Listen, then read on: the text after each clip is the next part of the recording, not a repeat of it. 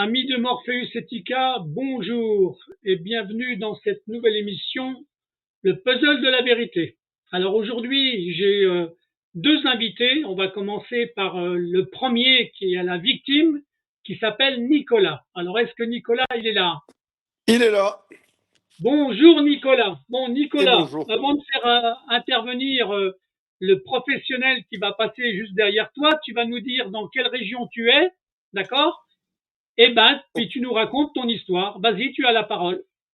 Alors moi je suis restaurateur hôtelier dans le Lot-et-Garonne, à Villeneuve-sur-Lot. C'est entre Bordeaux et Toulouse, pour être vaste, à côté d'Agen, D'accord, pour être un peu plus précis. Voilà.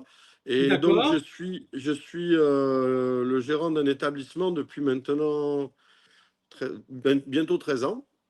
d'accord, Et donc voilà, c'est un resto d'une capacité de 120 couverts. Un hôtel de 9 chambres qui a été remis aux normes en 2 étoiles. Et puis voilà, donc j'ai été associé au début de cette affaire et je me suis retrouvé dans une situation compliquée avec mon associé. Du coup, j'ai continué tout seul, mais ça m'a valu de me mettre en redressement judiciaire en 2014. d'accord. Euh, Période qui a duré 5 ans, donc j'en suis sorti. Il faut savoir que les entreprises de restauration qui se sortent des redressements, il y en a très très peu. Ah oui, je sais, je connais bien ça. Je connais bien la mafia des tribunaux de commerce, hein, d'accord? Voilà, ben, voilà, on a beaucoup travaillé, bon, on s'est beaucoup usé. Bon, j'ai pris 35 kilos plus tard, voilà, je m'en suis sorti. D'accord, Donc, d'accord, avec les soucis, et puis donc voilà, donc, et ça a été une période où on a eu du soutien de certaines personnes et de certaines structures, et puis d'autres beaucoup moins. d'accord. Donc là, pour l'instant, tu vis quoi alors? C'est quoi le problème que tu rencontres actuellement? Donc aujourd'hui, moi, ça fait 2 ans que je suis sorti de cette situation et ça se passe bien, hein. L'entreprise fonctionne bien, on a bien progressé, on a un chiffre d'affaires et des résultats qui sont maîtrisés, qui sont stables. Donc je suis très satisfait. Mais c'est vrai qu'aujourd'hui, quand je me, quand je me projette il y a quelques années, j'ai vécu un enfer et qui a été bien, enfin, accentué par la gestion des banques par rapport aux gens qui sont dans ma situation, D'accord, puisqu'en fait, ouais. on attend tout simplement notre mort. Et puis, et ça a été très, très compliqué. J'ai vécu une situation très compliquée où j'ai senti aucun soutien, aucune aide. Ça, c'était Et pendant la période du redressement judiciaire. ouais, c'est suite au redressement. Oui, on a une période pendant un an où on est sous en observation. Donc, où en fait le mandataire essaie de voir un petit peu la capacité qu'on a à s'en sortir. Au Ouais, bout de ces un an, c'était assez compliqué parce que mon associé, heureusement, a abandonné une part du capital. Donc, ça nous a permis de pouvoir continuer. Mais on avait quand même une dette importante. ouais. Mais je me suis battu et puis bon, mais aujourd'hui, enfin, petit à petit, on a remonté tout ça, mais on vit dans des situations précaires, sur le plan personnel, parce que moi j'étais, bon, la banque de ma société, c'était ma banque perso, la banque enfin voilà, D'accord. Et là, et ce que je voudrais savoir par rapport à oui, ton redressement judiciaire, quand le mandataire il a fait une analyse du passif, hein, puisque ça s'appelle faire l'analyse du absolument, ouais, passif, il a fait un plan de redressement alors, il a accepté un plan de redressement. tout à fait. Au bout d'un an d'observation, il a accepté un plan qui a été suivi et que j'ai pu, ben, par le biais du travail, hein, il n'y a pas eu Bien sûr. d'apport extérieur, que j'ai pu solder 2 ans avant son terme. Donc Bon, ben ça, c'est une voilà. bonne chose. Et là, au jour d'aujourd'hui, si tu es là, c'est que tu as un autre problème qui était intervenu alors, du coup, pour que tu sois en émission aujourd'hui. Non, c'est un problème qui est passé. À passer et revenir sur ce qui s'était passé Ah auparavant oui, alors. oui, parce que D'accord. ça m'a quand même détruit une partie de ma vie D'accord. et ça aurait pu avoir des conséquences terribles sur tout, quoi, hein. D'accord.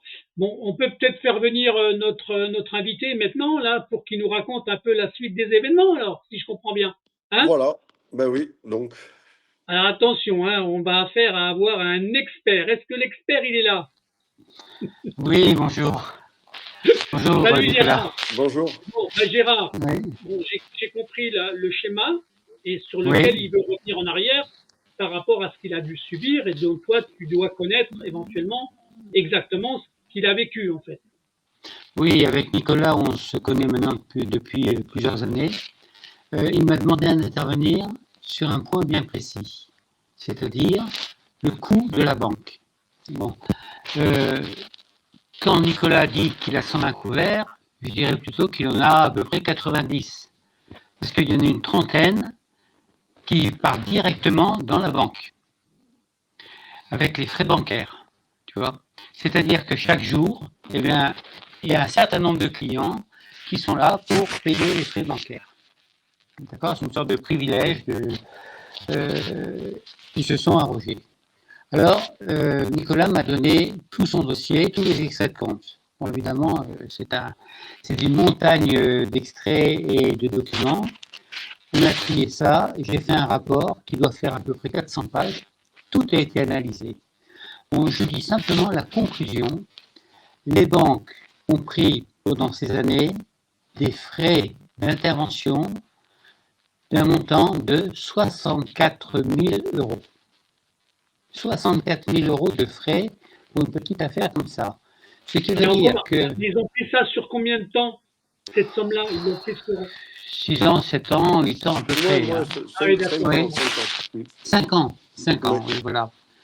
C'est Donc, énorme, c'est énorme. Ben, c'est gigantesque. Alors imagine, bon, je connais l'affaire, j'y suis allé, c'est une belle affaire, hein, qui tourne avec du personnel, qui tourne bien, mais il y a, j'allais pas dire les vautours, j'ai été condamné pour ce mot-là, il y a les banques qui sont derrière et qui se servent. Qui se servent pourquoi? Oui. Là tu as dû faire une comptabilité et puis voir qu'ils ont dû faire des abus dans les frais alors. Oui, ben, au niveau des commissions d'intervention, ce ne sont pas des abus, c'est interdit. On dit un abus quand c'est autorisé, on abuse. Là, ce sont des frais strictement interdits. Ce qui veut dire que la banque, elle a pris des commissions d'intervention, j'expliquerai dans quelles circonstances, qui ont alourdi le coût des découverts, d'accord, et qui ont augmenté mécaniquement le taux effectif global. Bon. La banque a l'obligation légale d'annoncer le taux effectif global tous les 3 mois, et ce TAEG a une définition légale. C'est très simple. Ce sont les intérêts proportionnels, c'est le loyer de l'argent, plus les frais. Les frais, c'est-à-dire les commissions d'intervention qui ont permis d'accorder les découverts. Ce sont des frais d'étude de dossier. Une écriture se présente, il n'y a pas d'argent. Le chargé de clientèle va étudier la situation pour savoir si la banque va lui prêter de l'argent afin que l'écriture puisse passer. C'est pas plus compliqué que ça. Hein. Bon, le chargé de clientèle fait un travail, ok, qui se rémunère, 8 euros, 9 euros dans ces eaux-là, d'accord. Mais dans ce cas, quand la banque annonce le TAEG, elle doit inclure ces frais. Puisque Nicolas viendrait à la banque et demanderait combien m'ont coûté les découverts, ben on doit lui répondre les intérêts plus les frais. Or, le logiciel de cette banque a été mal programmé, enfin, avec à dessein, hein, n'a pas été programmé correctement. Ça veut dire que le logiciel prend de la banque, alors je ne vais pas rentrer dans la technique, mais d'abord calcule les intérêts proportionnels. Les intérêts, c'est le loyer de l'argent, c'est une règle de 3. Bon. Ensuite, il rajoute les frais. Et il a l'obligation d'annoncer le taux effectif global qu'il annonce. D'accord. Tout ça, c'est une définition légale qui est très compréhensible, même pour un banquier. Hein, c'est bon. Et le taux qui est annoncé, quand on regarde, ne comporte pas les frais. Ils disent taux global, ce qui veut dire avec les frais, mais les frais sont à 0. Parce que le logiciel ne va pas les chercher. D'accord. Vois, on est dans la même affaire que le Dieselgate. Le Dieselgate annonce un taux. Voilà. Là, ils ne respectent pas une loi, a priori, non. La loi bancaire.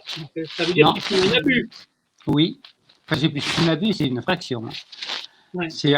Mon avocat me reprendrait, mais effectivement, c'est une infraction au texte, clair.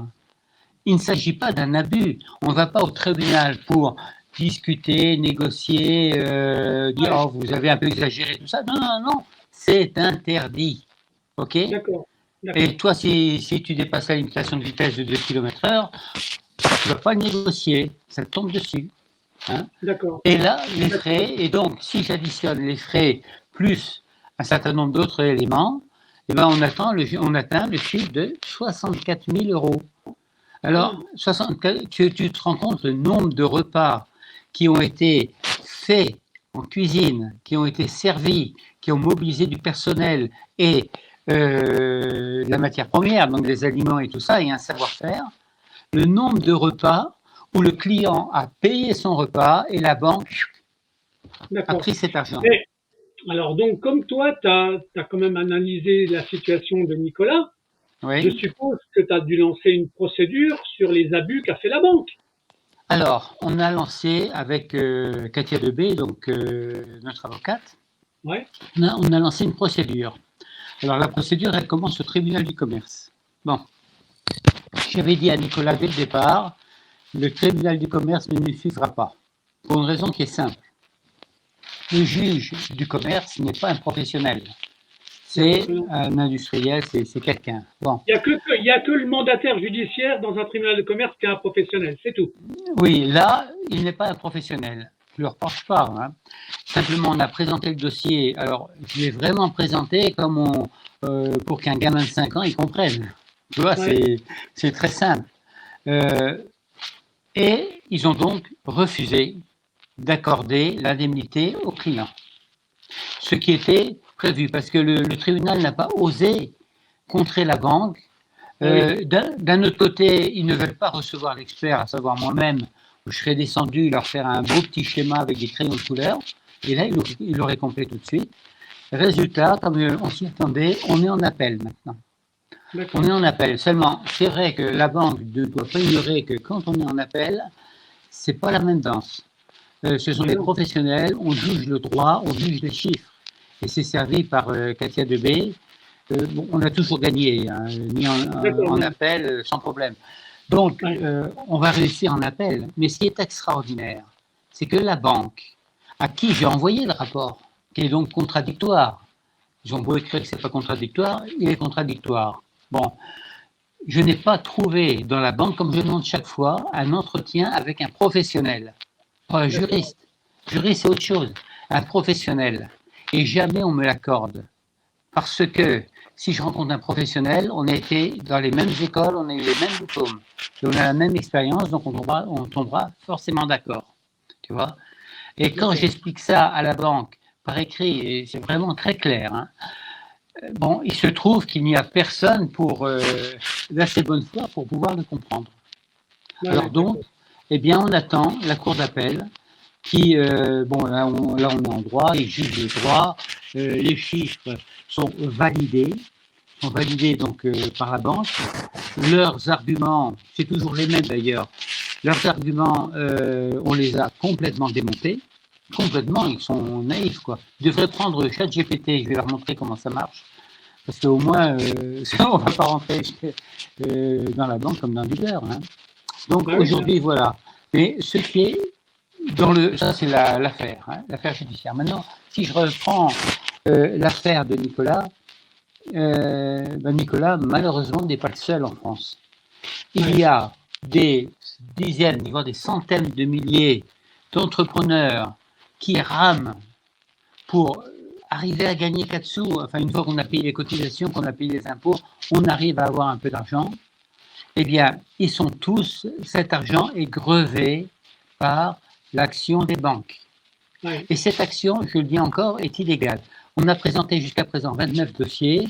Les 29 dossiers, dans les 29 dossiers, les banques ont toujours été condamnées. Parce que le juge, il se dit, mais la banque qui se défend, elle se fout de moi, quoi. C'est tellement clair. C'est tellement clair. Donc aujourd'hui, si on imagine, j'ai d'autres dossiers, j'en ai pas mal d'autres, si on imagine que petit à petit, les gens vont au tribunal et récupère l'argent, ça fait une sacrée somme qui est reversée dans l'économie. Tu sais que ces frais, c'est 6 milliards par an quand même. Bah oui, non, mais Hein, donc 6 milliards par là, an, écoute, j'espère simplement que Nicolas, tiens, il a une coupure, il va revenir. ouais. J'espère simplement que ton dossier avec lui va avancer dans le bon sens, en fait. Ah bah oui, on a enclenché la mécanique. Mais maintenant, ce que l'on veut faire, parce que quel est l'obstacle principal pour un entrepreneur ou enfin, un professionnel? C'est le coût de la procédure. Ben, l'avocat, ça coûte cher, l'expertise, ça coûte cher, mais il y a un coût global. Et ce coût global, il faut l'avancer au départ. Ça peut être 2000, 3000 dans ces eaux-là. Hein. Et Ouais. tout le monde n'a pas les moyens. Donc, on a travaillé sur une chose en faisant des actions collectives de manière à ce que ça coûte quasiment rien au départ. On prendra pour les frais d'avocat et d'expertise un pourcentage d'usage sur ce qui est réellement perçu, mais autrement, on fera en sorte dans cette action de masse, où on espère avoir des milliers quand même de personnes, qu'il n'y ait plus cet obstacle de l'argent, tu vois. Ouais, Donc voilà. Donc voilà, on en est là. Alors c'est lancé, j'ai pas mal d'affaires. J'en ai une à Metz. D'ailleurs, comme la banque a reçu ça et elle n'était pas contente, eh ben, elle a viré le client, elle lui a envoyé une lettre en quoi il doit dégager dans les 2 mois. Bah oui, Tu vois? carrément. Ah ben, dès que la banque voit que le client commence à se défendre et commence à engager des procédures, il le vire. Et c'est pas la première fois ça. Hein. J'ai plein de lettres, d'autres qui vont demander au médiateur. Bon, le médiateur, il est indépendant et nommé par la banque. Donc c'est un peu antinomique. Bon, le médiateur, lui, bon, il dit ce que dit la banque. Mais le fait, là j'ai le fait d'aller chez un médiateur, c'était début décembre. Le 3 décembre, il y a l'accusé de réception du médiateur. Le 6 décembre, le client reçoit la lettre comme quoi il a 2 mois pour partir. Et le médiateur demande 3 mois pour prendre la décision. Tu vois l'embrouille là. Ouais. Voilà. Ben non, mais je vois bien qu'il y a une forme de chantage qui est fait par la banque, en fait. Hein. Oui, oui, exactement. C'est un chantage. Tu sais, mais bon. la finalité Ouais, avec tes avocats ou ton avocat, c'est qu'à un oui, moment donné, la banque soit obligée de payer ce qu'elle a pris par une forme de vol, en fait. exactement. La banque est condamnée, ça c'est tout le temps, hein, à rembourser tous les frais d'intervention, bien sûr, à rembourser également les intérêts, puisque le taux étant erroné, il n'existe plus. Ben, bien Donc, sûr. ce qu'on demande, c'est le remboursement des frais plus des intérêts. Il y a également d'autres choses, comme les lettres Mursef que la banque n'envoie pas. Là, on a une cassation qui date de 2019, on demande le remboursement également. Tu vois, plus l'article 700. C'est-à-dire que c'est à la banque de payer tous les frais qui ont été avancés par le client, frais d'avocat et autres. Tous Par les frais doivent être. nécessité pour se défendre. Voilà, de manière à ce que le client reçoive la totalité de ce que la banque lui a pris, ainsi que tous les frais qu'il a dû engager. Et ça, c'est quasiment dans tous les cas. On réussit ce coup-là, tu vois. Bon, Elles ne doivent pas être voilà. contentes, les banques. Hein. Elles doivent pas être contentes. Ouais, tu sais que j'ai pas reçu de vœux cette année. Hein? Ben, ça ne m'étonne pas.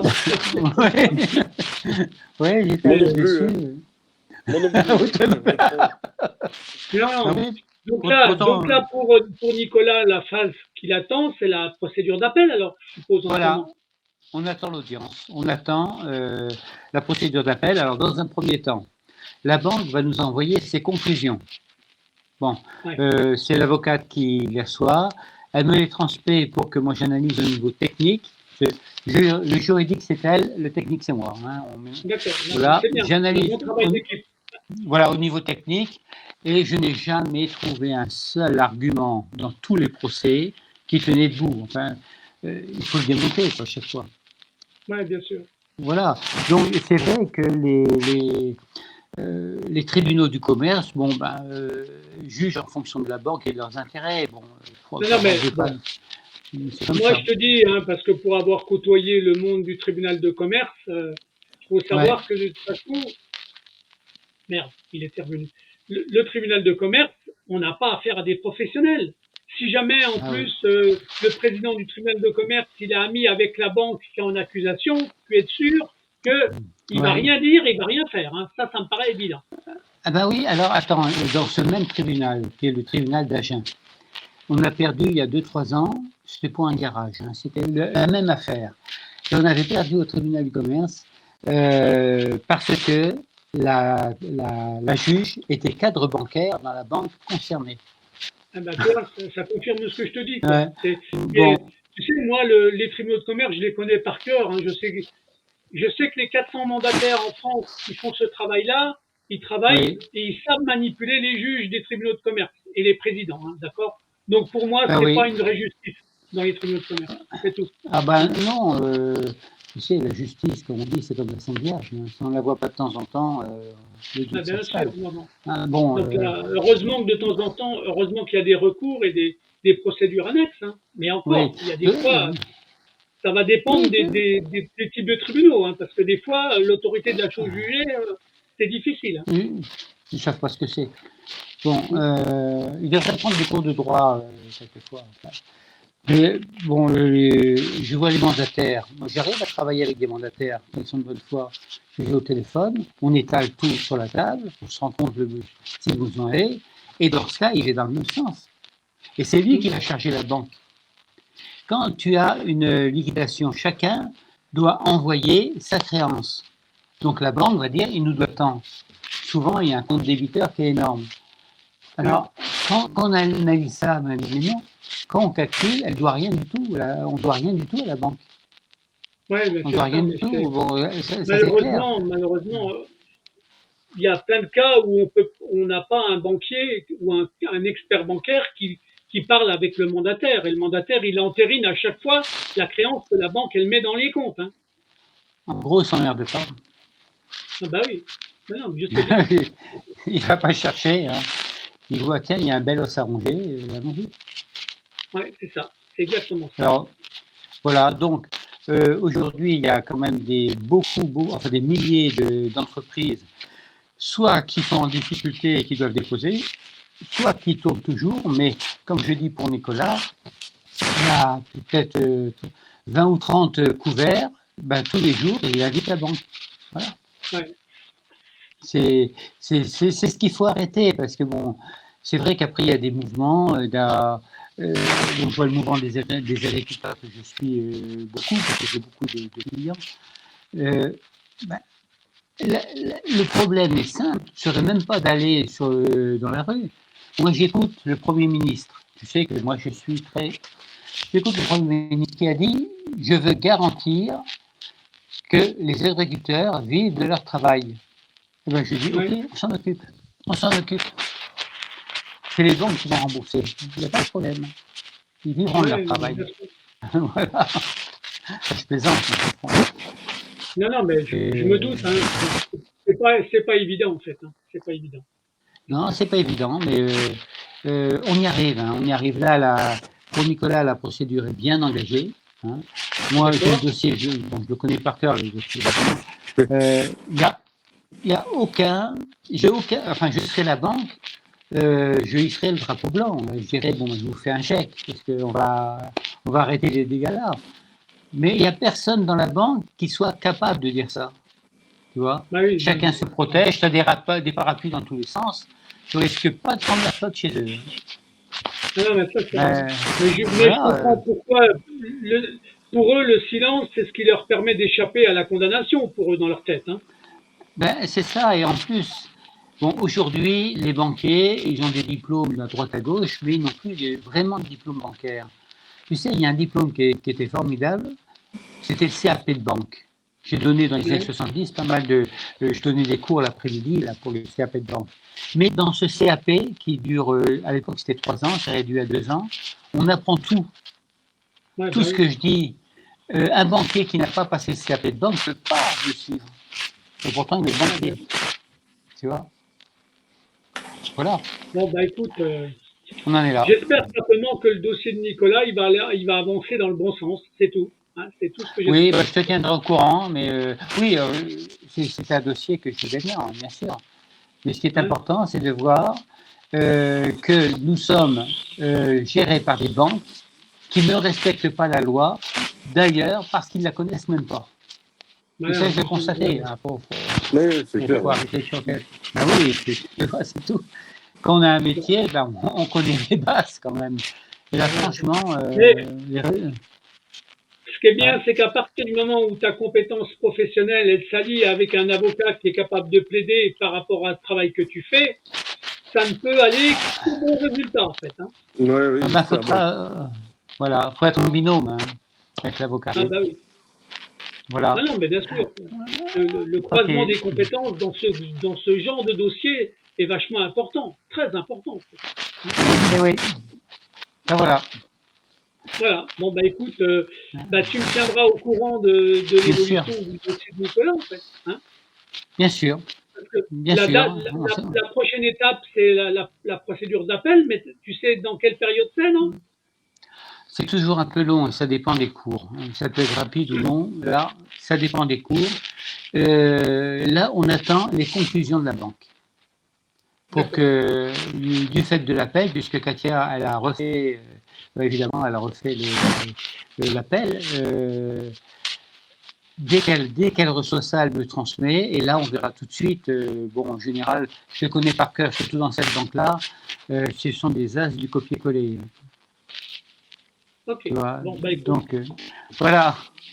Bon, bah écoute, okay. Tu as présenté le cas de Nicolas, comme ça tout le monde va savoir ce que Nicolas il vit, et puis ça va peut-être dynamiser le commerce. Hein, peut-être, Nicolas, tu vas retrouver des clients qui auront vu ta vidéo et ton témoignage, en fait, Nicolas. J'espère bien, ouais. J'espère. Ok. Non, ben voilà. Donc, non, ben j'espère que vous allez vous sortir de cette ornière, d'accord.